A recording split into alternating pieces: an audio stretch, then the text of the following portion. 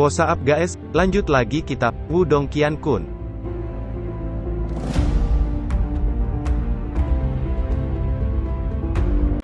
Xiaoyan meraung dengan enggan, sebelum melebarkan sayapnya dan dengan cepat melesat ke kejauhan, namun sebelum Lindong bisa pergi, dua panatua senior sekte boneka tiba-tiba muncul tak jauh di belakangnya.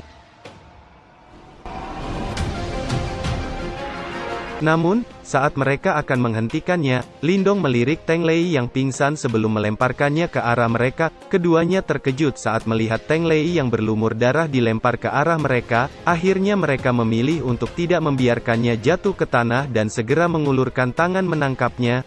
Di saat yang sama, harimau Xiaoyan melewati mereka dan dengan cepat terbang ke kejauhan. "Kejar dia, aku ingin tahu kemana dia bisa lari hari ini," teriak Teng Sa dengan dingin sebelum melintas dan muncul di samping Teng Lei. Kelompoknya dengan cepat mengikuti di belakang. "Pemimpin sekte, Teng Lei terluka parah," kata Panatua Luan. "Dia masih hidup, seranganku tidak mengenai organ vitalnya, biarkan orang lain merawatnya dan segera kejar anak itu, jangan biarkan dia melarikan diri dengan harta karun itu," kata Teng Sa melirik Teng Lei yang terluka dan berbicara dengan dingin. "Dimengerti," kata kedua panatua. Setelah itu mereka dengan cepat menyerahkan Teng Lei pada yang lain dan langsung memerintahkan lainnya yang mengikuti di belakang Teng Sa. "Ayo, kejar mereka," teriak dua panatua yang dengan cepat melesat ke arah Lindong melarikan diri, yang lain dengan cepat mengikuti. Di belakangnya, Mu Lei, Wu Chong dan kelompok lainnya terus mengamati situasi dan dengan cepat mengikuti di belakang. Suara angin kencang yang tergesa-gesa tiba-tiba terdengar di langit malam ketika banyak sosok melintas di pegunungan sementara tatapan Lindong berkedip di kejauhan tampaknya merasakan bahaya yang mengejar mereka. Karena itu Xiaoyan membentangkan sayapnya yang lebar dan mendesak kecepatannya hingga maksimal. "Lindong, orang itu masih mengikuti kita, dan kecepatannya menjadi semakin cepat. Jika ini terus berlanjut, dia akan menyusul kita cepat atau lambat," kata Xiao Dao yang berdiri di bahu Lindong. Tatapan yang berat tertuju pada beberapa sosok di kejauhan di belakang mereka. "Kita kabur dulu ke tempat yang lebih dalam di pegunungan hitam Yin misterius, ada banyak binatang magis yang kuat di dalam pegunungan itu. Selama kita membuat situasinya terus kacau, kita akan memiliki sedikit peluang," kata Lindong mengerutkan keningnya. "Iya," kata Xiao Dao menganggukkan kepalanya. "Xiaoyan, lebih cepat lagi," kata Lindong sambil menepuk punggung Xiaoyan. Auman rendah terdengar dan Xiaoyan terbang lebih cepat melintasi langit di atas pegunungan hitam Yin misterius. Tidak jauh di belakang Lindong, nampak Teng Sa dan sekelompok besar sekte boneka yang mengejarnya. "Jika kamu percaya bahwa kamu dapat melarikan diri dengan mengandalkan binatang harimau itu, kamu telah meremehkan pemimpin sekte ini," kata Teng Sa dengan dingin. Kekuatan Yuan yang kuat tiba-tiba melonjak di bawah kakinya menyebabkan kecepatannya meningkat hingga meninggalkan bayangannya di langit sementara sosoknya menyapu langit dengan kecepatan yang mencengangkan saat mengejar Lindong yang ada di depan. "Sialan, orang itu meningkatkan kecepatannya," kata Lindong dengan ekspresi berubah. Xiaoyan mengaum seolah merasakan kecemasan Lindong. Segera Yuan merah langsung meletus dari tubuhnya saat sayap darah yang sudah lebar menjadi melebar sekali lagi yang tampak menyerupai naga kelelawar darah. Ternyata, pada saat kritis ini, kekuatan darah naga kelelawar darah di dalam tubuh Xiaoyan langsung melonjak.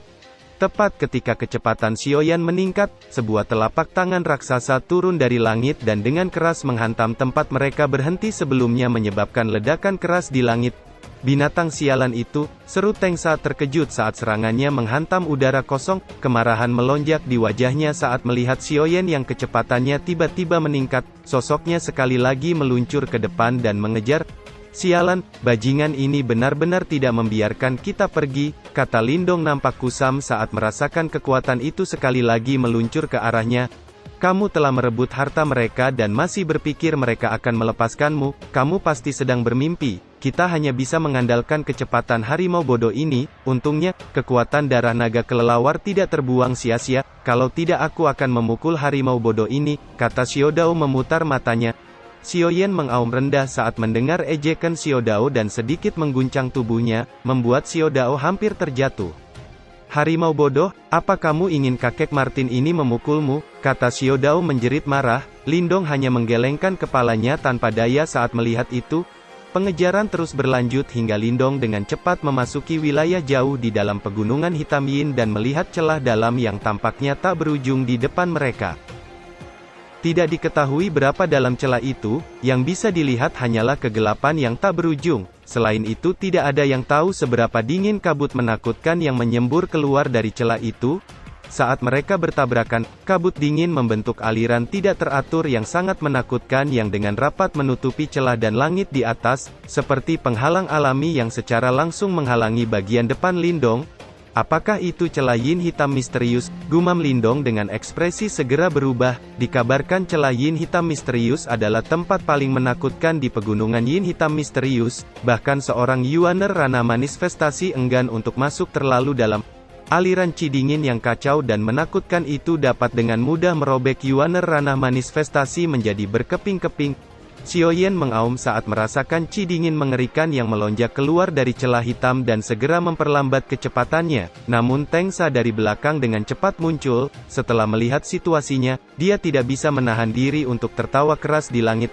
Lindong, sepertinya bahkan surga tidak mau membantumu. Pemimpin sekte ini ingin lihat di mana kau dapat melarikan diri, kata Teng Sa tertawa dengan dingin.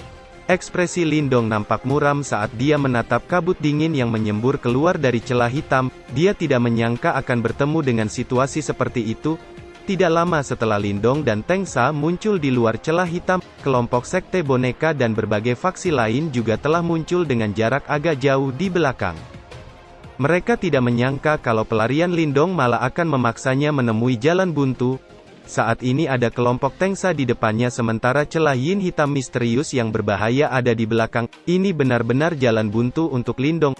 Bocah, apa kamu masih tidak akan menyerahkan harta itu? Sekte boneka menyukai orang berbakat, kamu akan tetap hidup jika bergabung, kata Panatua Luan tersenyum dingin. Jika kamu tidak menyerahkannya, tempat ini akan menjadi kuburanmu, teriak Panatua lainnya. Tangan Teng Sa di belakang punggungnya, tatapannya yang dingin mengandung ejekan saat dia melihat Lindong. Lindong, serahkan dirimu untuk ditangkap atau ketua sekte ini akan mematahkan tulangmu dan menangkapmu, kata Teng Sa menyeringai. Tatapan Lindong berkedip dengan dingin dan senyum gila muncul di sudut mulutnya saat dia berbicara dengan tawa dingin.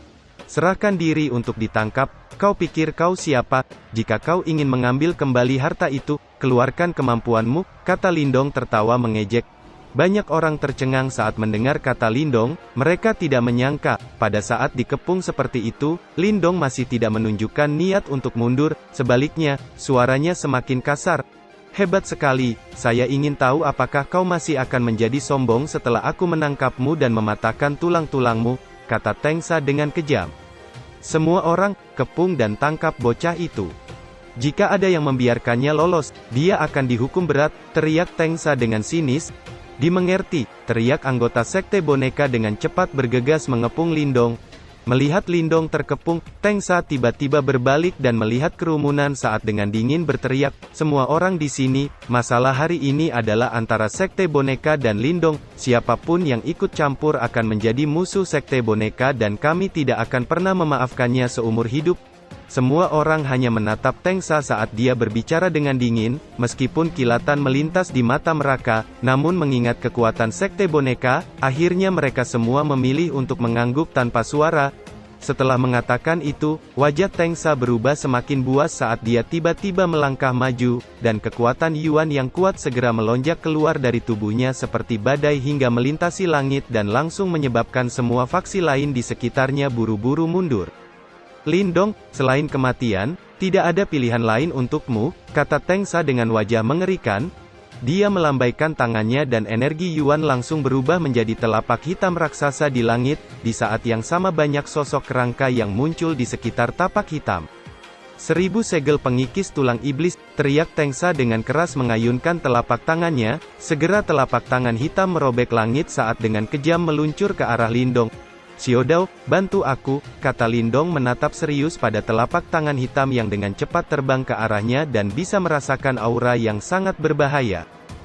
Meskipun tubuhnya diperkuat oleh tubuh guntur giok dan transformasi kera iblis, dia masih akan terbunuh. Xiao yang mendengar kata Lindong segera melintas dan muncul di bahu Lindong. Dalam sekejap cahaya ungu hitam menyembur keluar dari matanya membuat energi Yuan Lindong tampak membengkak dengan hebat saat ini, sementara tangan Lindong membentuk serangkaian segel menyebabkan awan badai gelap segera muncul di langit, bahkan kekuatan Yuan di langit dan bumi mulai bergetar dengan hebat, sebelum akhirnya berkumpul di atas kepala Lindong. Jari penjara langit, satu jari memenjarakan langit, teriak Lindong saat berdiri di punggung Xiaoyan. Segera awan badai di langit bergemuruh, sebelum jari emas raksasa perlahan muncul dari dalamnya. Ketika jari raksasa emas ini muncul, semua kekuatan Yuan di tempat itu mulai mengamuk dan wajah banyak orang menjadi waspada. Cahaya ungu hitam menyala di mata Lindong sebelum dia tiba-tiba maju selangkah, sementara segel di tangannya terus berubah menyebabkan gelombang kejut energi yang menakutkan sekali lagi muncul. Apa dia belum selesai? Jangan bilang kalau seni bela diri manifestasi ini belum berhenti sepenuhnya. Suara keributan itu muncul di langit menyebabkan wajah semua orang berubah. "Tengsa, tidak mudah membunuhku," kata Lindong dengan dingin dan menatap Tengsa dengan kejam. "Jari penjara langit, dua jari penghancur gunung," teriak Lindong. Dalam sekejap lapisan awan badai runtuh dan gelombang kejut yang sangat menakutkan meluas dari dalam awan badai. Segera setelah itu, banyak orang melihat jari ungu raksasa yang perlahan muncul dari dalam awan badai sebelum berdiri di samping jari emas raksasa. Jari raksasa ungu itu tampaknya lebih kuat dari jari emas itu dengan banyak simbol aneh yang terlihat di jari raksasa itu. "Matilah," teriak Lindong dengan kilatan dingin yang pekat melonjak di matanya saat dia mengarahkan jarinya ke arah telapak tangan hitam.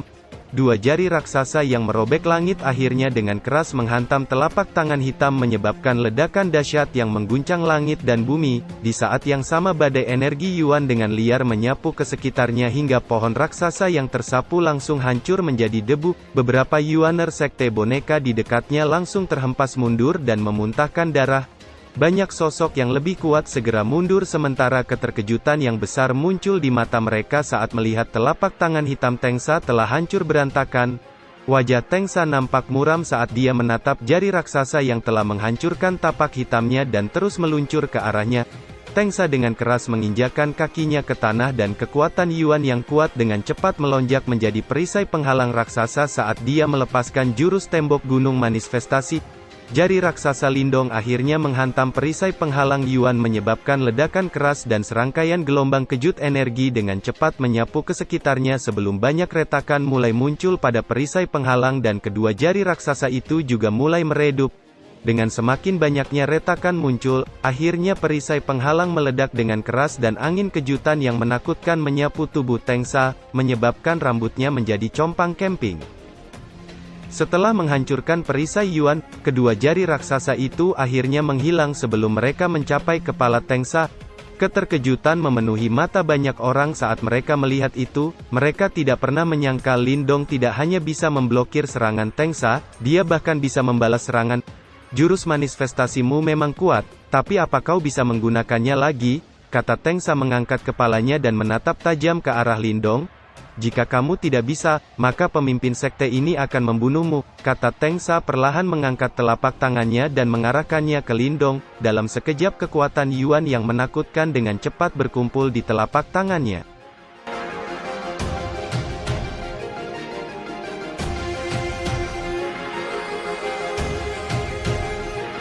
Cerita pun selesai, nantikan spoiler selanjutnya guys. Buat yang belum subrek, dibantu subrek yo guys, biar jalan terus spoilernya.